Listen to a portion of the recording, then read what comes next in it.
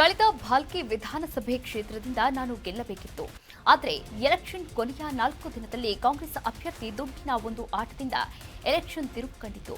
ಜನ ಬೆಂಬಲ, ಕಾರ್ಯಕರ್ತರ ಬೆಂಬಲ ನಾವು ಯಾವತ್ತೂ ಸೋತಿಲ್ಲವೆಂದು ಭಾಲ್ಕಿ ಬಿಜೆಪಿ ಮುಖಂಡ ಪ್ರಸನ್ನ ಖಂಡ್ರೆ ಹೇಳಿದ್ದಾರೆ.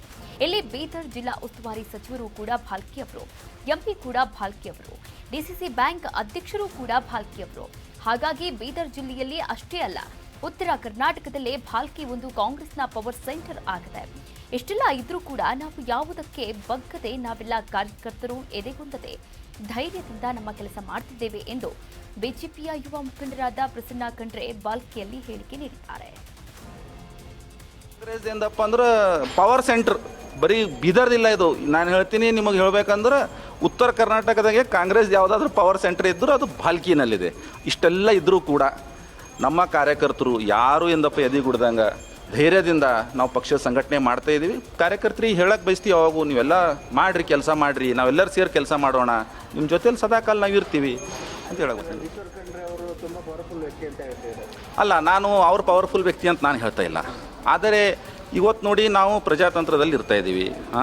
ನಾವು ಸಂವಿಧಾನ ಮೇಲೆ ನಡ್ಕೊಂಡು ಹೋಗೋರು ಅಂತ ಎಲ್ಲರಿದ್ದೀವಿ. ಸಂವಿಧಾನದಲ್ಲಿ ಅವ್ರಿಗೆ ಸಂವಿಧಾನಿಕ ಶಕ್ತಿ ತುಂಬ ಕೊಟ್ಟಿದ್ದಾರಲ್ಲ ಇವಾಗ ಯಾರ ಹತ್ರ ಅಧಿಕಾರ ಇದೆ, ಅವ್ರಿಗೆ ಅಧಿಕಾರದ ಶಕ್ತಿ ಇದೆ. ಅವರಿಗೆ ಎಲ್ಲ ಅಡ್ಮಿನಿಸ್ಟ್ರೇಷನ್ ಅವ್ರ ಕೈಯಲ್ಲಿದೆ, ಎಲ್ಲ ಅವ್ರ ಕೈಯಲ್ಲಿದೆ. ಜಿಲ್ಲೆಯಲ್ಲಿ ಕಾಂಗ್ರೆಸ್ ಏನಪ್ಪ ಅಂದ್ರೆ ಪವರ್ ಸೆಂಟರ್ ಬರೀ ಬೀದರ್ದಿಲ್ಲ ಇದು. ನಾನು ಹೇಳ್ತೀನಿ, ಪವರ್ ಜನರೇಟರ್ ಭಾಲ್ಕಿಯಲ್ಲಿದೆ ಎಂಬ ಬಿಜೆಪಿ ಮುಖಂಡ ಪ್ರಸನ್ನ ಖಂಡ್ರೆ ಹೇಳಿಕೆಗೆ ಕೆಡಿ ಗಣೇಶ್ ರಿಯಾಕ್ಟ್ ಮಾಡಿದ್ದಾರೆ. ಅವರು ಸತ್ಯವನ್ನೇ ಹೇಳಿದ್ದಾರೆ. ಇವತ್ತು ಎಲ್ಲ ಅಧಿಕಾರ ಈಶ್ವರ್ ಖಂಡ್ರೆ ಅವರ ಮನೆಯಲ್ಲಿದೆ, ಅದನ್ನೇ ಪ್ರಸನ್ನ ಖಂಡ್ರೆ ಅವರು ಹೇಳಿದ್ದಾರೆ.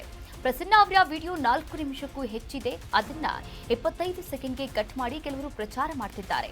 ನಮ್ಮ ಬಿಜೆಪಿ ಕಾರ್ಯಕರ್ತರು ಯಾವುದಕ್ಕೂ ಜಗ್ಗೋದಿಲ್ಲ, ಬಗ್ಗೋದಿಲ್ಲ. ಕೆಲವು ಕಾಂಗ್ರೆಸ್ ಕಾರ್ಯಕರ್ತರು ಇದನ್ನೇ ಅಪಪ್ರಚಾರ ಮಾಡಿಕೊಂಡು ತಿರುಗಾಡ್ತಾ ಇದ್ದಾರೆ ಎಂದು ಬಿಜೆಪಿ ಮುಖಂಡ ಕೆಡಿ ಗಣೇಶ್ ಪ್ರತಿಕ್ರಿಯೆ ಕೊಟ್ಟಿದ್ದಾರೆ. ನಾನು ಕೂಡ ಈಗ ಬಹಳಷ್ಟು ಜನ ನಮ್ಗೆ ಕೇಳ್ತಾರ, ಏನಪ್ಪ ಕೇಳಿ ಮುಂದಿನ ಜಿಲ್ಲಾ ಪಂಚಾಯತ್ ತಯಾರಿ ಮಾಡ್ತಾ ಇದ್ದೀರೇನೋ ಅಂತ ಕೇಳ್ತಾರೆ. ಕೆಲವು ನಮ್ಮೆಲ್ಲ ಬೇಕಾಗಿನೋ ನಾವು ಕೂಡ ಹೇಳ್ತೇವೆ, ಸರ್ಕಾರ ಅವರಿದೆ, ಇವತ್ತು ಇನ್ಚಾರ್ಜ್ ಮಿನಿಸ್ಟರ್ ಅವರೇ ಇದ್ದಾರೆ, MP ಅವರೇ ಇದ್ದಾರೆ, ನಮಗೆಲ್ಲೋ ಸ್ವಲ್ಪ ಕಷ್ಟ ಹೋಗ್ಬೋದೇನೋ.